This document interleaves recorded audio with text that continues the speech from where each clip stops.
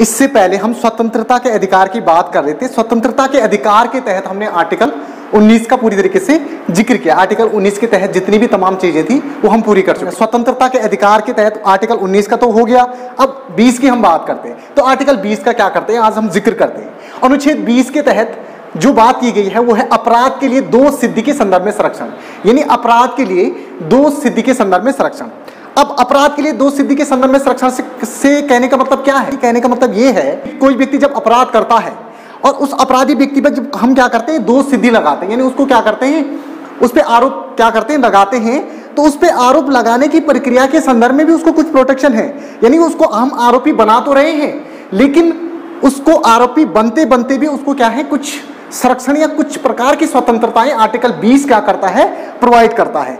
अब क्या है अनुच्छेद 20 किसी भी अभियुक्त या दोषी करार व्यक्ति को चाहे वो नागरिक हो या विदेशी हो, ठीक है, उसके विरुद्ध मनमाने और अतिरिक्त दंड से क्या करता है उसको संरक्षण प्रदान करता है। कहने का मतलब ये है कि अगर कोई व्यक्ति अपराधी है भी तो अपराधी व्यक्ति को क्या क्या किया जाएगा उस पर मनमाने तरीके से उसको ज्यादा दंड ना दिया जाए या मनमाना दंड उसको ना दिया जाए, तो उसको क्या दी जाती है कुछ प्रकार की स्वतंत्रताएं आर्टिकल 20 क्या करता है प्रोवाइड करता है। कहने का मतलब यह है कि जो अपराधी व्यक्ति है उस अपराधी व्यक्ति को आर्टिकल 20 क्या करता है कुछ स्वतंत्रताएं प्रदान करता है। यानी वो जो दोषी व्यक्ति है उसके 2 सिद्धि के संदर्भ में उसको कुछ प्रोटेक्शन प्रदान कर रहा है और वो प्रोटेक्शन क्या है कि भाई उसको मनमाने और अतिरिक्त दंड उसको ना दिया जाए। तो मनमाने और अतिरिक्त दंड उसको ना दिया जाए इस संदर्भ में क्या करता है आर्टिकल 20 उसको क्या करता है कुछ प्रकार की स्वतंत्रता क्या करता है प्रदान करता है। ठीक है, अब ये तो हुआ कि भाई अपराधी, हमने नॉर्मली ये कंसेप्ट समझने की कोशिश की कि जो अपराधी व्यक्ति है, ठीक है, आर्टिकल 20 उसके संदर्भ में किस प्रकार की स्वतंत्रता की बात कर रहा है। लेकिन यहाँ पे प्रश्न चिन्ह सबसे पहले ये है कि हम अपराधी किसे मानेंगे। ठीक है, अपराध मानने या किसी भी व्यक्ति को जो हम अपराधी कहेंगे तो उसके आधार क्या होंगे, किन आधारों पे हम उसको अपराध या अपराधी साबित करेंगे, इसको समझ लीजिए। कोई भी व्यक्ति, तब तक हम किसी भी व्यक्ति को अपराधी नहीं मान सकते जब तक वो किसी निर्धारित समय में या अपराध के समय में, कोई भी व्यक्ति तब तक अपराधी नहीं होगा जब तक वो अपराध के समय में निर्धारित किसी कानून का उल्लंघन का दोषी ना पाया जाता हो। कहने का मतलब यहाँ पे ये है, हम अपराध की बात कर रहे हैं, अपराधी हम किसी व्यक्ति को कब मानेंगे, जब वो क्या होगा, जब वो क्या करेगा अपराध के समय में, पहले पे अपराध का समय। तो कोई भी व्यक्ति अपराध के समय में निर्धारित जो कानून था, क्या था, निर्धारित कानून,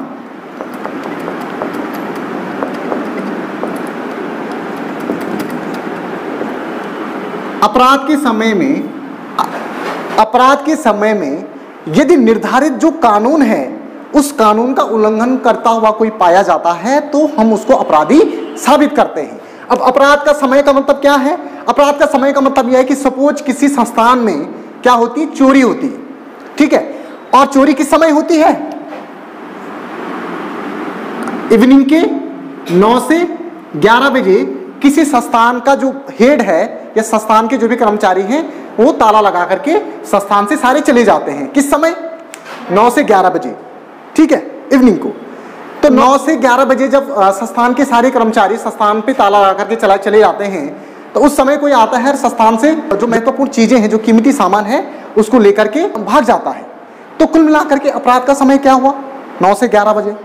जो संस्थान का मालिक अपराध के लिए जो रिपोर्ट दर्ज करेगा, रिपोर्ट लिखनी पड़ती है ना किसी भी थाने में, जब वो रिपोर्ट दर्ज करेगा तो उस रिपोर्ट में वो मेंशन करेगा कि अपराध का समय ये है, इस समय चोरी हुई, ठीक है।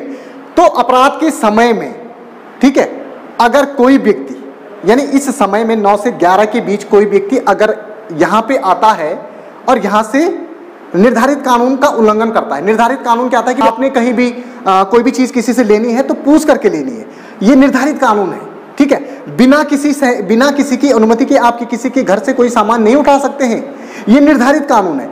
तो इस निर्धारित कानून का उल्लंघन करते हुए पाया जाता है किस समय, अपराध के समय में, तो उस सिचुएशन में हम उसको दोषी करार देंगे। कहने का मतलब यहाँ पे ये है कि किसी भी व्यक्ति को हम दोषी तब करार देंगे कि जिस समय अपराध का समय है उस समय में वो निर्धारित कानून का उल्लंघन करता हुआ पाया जाता है, दैट इज कॉल्ड अपराधी, ठीक है। अब हम बात कर रहे हैं कि ये तो अपराधी हुआ, लेकिन हम उसको अपराधी तो साबित करेंगे, लेकिन उसको कुछ तो प्रोटेक्शन मिलेगा, उसको भी तो कुछ प्रकार की स्वतंत्रता मिलेगी।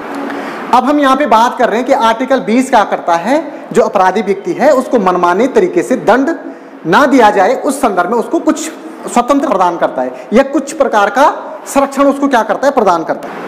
ठीक है, मनमाने और अतिरिक्त दंड से दोषी व्यक्ति को निम्न प्रकार से आर्टिकल 20 क्या करता है, संरक्षण प्रदान करता है। और इसके मुख्यतः 3 आधार हैं, कौन कौन से हैं? भूत लक्षित दंड विधियों से संरक्षण, नंबर दूसरे पे दोहरी क्षति या दंड से संरक्षण, नंबर तीसरे पे स्व अभिशंसन नहीं। ठीक है, तो इसको समझ लीजिए कि इसके तहत क्या क्या है। आर्टिकल 20 के तहत जो पहली चीज है, जो पहला जो संरक्षण उसको दिया जा रहा है अपराधी व्यक्ति को, वो ये है कि राज्य द्वारा निर्मित कानून का समरूप भविष्यलक्षी होना चाहिए।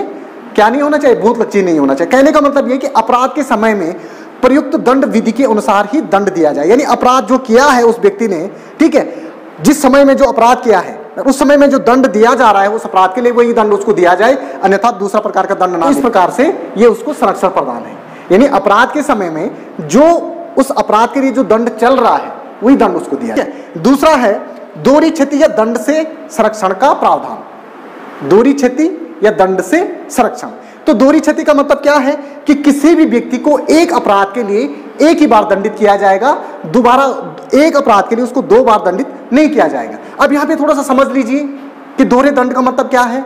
दोहरे दंड का मतलब यह है कि यदि न्यायालय के द्वारा उसको दंडित किया जा रहा है, अपराधी व्यक्ति को दंडित किया जा रहा है, ठीक है, न्यायालय के द्वारा अगर अपराधी व्यक्ति को दंडित किया जा रहा है तो वो तो हो गया कि दंड, लेकिन न्यायालय के द्वारा एक व्यक्ति को एक अपराध के लिए एक ही बार दंडित किया जाएगा।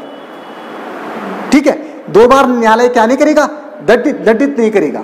लेकिन यहाँ पे प्रश्न यह उठता है कि अगर कोई व्यक्ति प्रशासनिक कर्मचारी है और प्रशासनिक कर्मचारी होने के साथ साथ उसको प्रशासन भी उसी समय क्या करता है, दंडित करता है, और न्यायालय के द्वारा भी उसको उसी समय दंडित किया जा रहा है, तो क्या ऐसी स्थिति में हम उसको दोहरे दंड के मापदंडों में रखेंगे? समझ लीजिए, दोहरे दंड का मतलब यह है कि सिर्फ और सिर्फ न्यायपालिका के द्वारा ही उसको एक अपराध के लिए 2 दंड नहीं दिए जाने चाहिए। अगर प्रशासन के द्वारा उसी समय उस व्यक्ति को दंडित किया जा रहा है तो वो दोहरे दंड की सीमा में नहीं आएगा।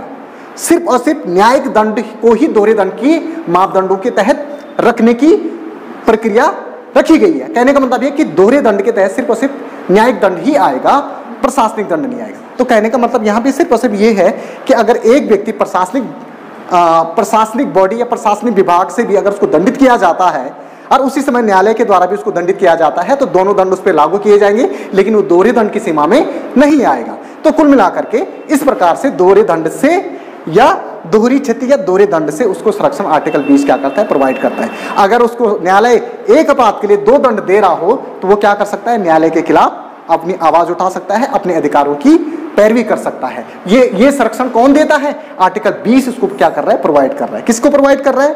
दोषी व्यक्ति को, अपराधी व्यक्ति को। तीसरी बात है स्व अभिशंसन नहीं। स्व अभिशंसन नहीं, स्व अभिशंसन नहीं का मतलब यह है कि किसी भी अपराध में जो अपराधी व्यक्ति है उसको गवाही देने के लिए बाध्य नहीं किया जाएगा, यानी उसको मानसिक और शारीरिक रूप से उसको प्रताड़ित करके उसको ये नहीं बोला जाएगा कि आपने जो गुनाह किया है आप उस गुनाह को कबूल करें। ठीक है, अगर ऐसा किया जा रहा है तो जो व्यक्ति उससे इस प्रकार के काम करा रहा है, ठीक है, वो उसके खिलाफ क्या कर सकता है, आवाज उठा सकता है, क्योंकि उसको राइट दे रहा है ना, उसको अधिकार है। इस कानून का देखा जाए तो बहुत ज्यादा उल्लंघन होता है। जब पुलिस वाले किसी को गिरफ्त में ले लेते हैं तो बहुत ज्यादा टॉर्चर उसको करते हैं, उसको शारीरिक और मानसिक प्रताड़ना उसको देते हैं। तो ऐसी स्थिति में वो व्यक्ति अगर अपनी आवाज उठाता है तो ये उसका क्या है, राइट है। उसको इस तरीके से प्रताड़ित नहीं किया जाएगा कि भाई तुम स्वयं अपने लिए गवाही दो। ठीक है, कहने का मतलब ये है कि आर्टिकल 20 के तहत जो अपराधी व्यक्ति है उसको अपने विरुद्ध यानी उसके विरुद्ध ही गवाही देने के लिए बाध्य नहीं किया जा सकता है, लेकिन स्वेच्छा से वो क्या कर सकता है, अपने विरुद्ध स्वयं गवाही दे सकता है। ठीक है, यानी कहने का मतलब ये है हम अपने विरुद्ध स्वयं गवाही न देने के लिए क्या है, पूरी तरीके से स्वतंत्र हैं। और ये संरक्षण हमें, ये स्वतंत्रता हमें कौन देता है, आर्टिकल 20 हमें क्या करता है, प्रोवाइड करता है। उसके बाद इसी में हाल ही में जो न्यायालय है, न्यायालय ने इसी अनुच्छेद की यानी इसी वाले पार्ट की क्या करी है, नई व्याख्या प्रस्तुत की है। न्यायालय ने ये बोला है अब किसी भी व्यक्ति को narco test, polygraph brain mapping और फिंगरप्रिंट जैसी चीजों को साक्ष्य देने के लिए उसको विवश नहीं किया जाएगा। न्यायालय का मानना यह है कि इन चीजों को करते समय व्यक्ति क्या नहीं होता है, अपने कंट्रोल में नहीं रहता है, और इसलिए इन चीजों के लिए भी व्यक्ति को विवश नहीं किया जा सकता है। यही है, अपने विरुद्ध गवाही नहीं दे सकता है व्यक्ति। तो इस संदर्भ में अगर व्यक्ति से कोई नार्को टेस्ट करवाएगा तो मना कर सकता है, मैं नहीं कर रहा हूं। इसकी व्याख्या न्यायालय ने हाल ही में दी है। तो ये चीज भी इसमें ऐड हो गई है। समझ में आया? कहने का मतलब ये है कि स्व अभिशंसन नहीं का मतलब ये है कि इसमें जो अपराधी व्यक्ति है उस अपराधी व्यक्ति को हम स्वयं उसके विरुद्ध गवाही देने के लिए उसको बाध्य नहीं कर सकते हैं। लेकिन हाल ही में न्यायालय ने क्या किया है, इसमें एक नई व्याख्या प्रस्तुत की है। इसमें न्यायालय ने बोला है कि इस अपराधी व्यक्ति को अपने विरुद्ध साक्ष्य देने के लिए narco test, polygraph, brain mapping और फिंगरप्रिंट जैसे, ठीक है, जो इसके एविडेंस देने के लिए जो प्रक्रिया होती है उस प्रक्रिया को भी वो पूरा नहीं कर सकता है, ठीक है, क्योंकि उस प्रक्रिया को करते हुए व्यक्ति क्या होता है, अपने कंट्रोल में नहीं रहता है। तो उससे भी ये क्या है, स्वतंत्र है। इस प्रकार का संरक्षण भी उसको प्रदान किया गया है हाल ही में न्यायालय की व्याख्या से।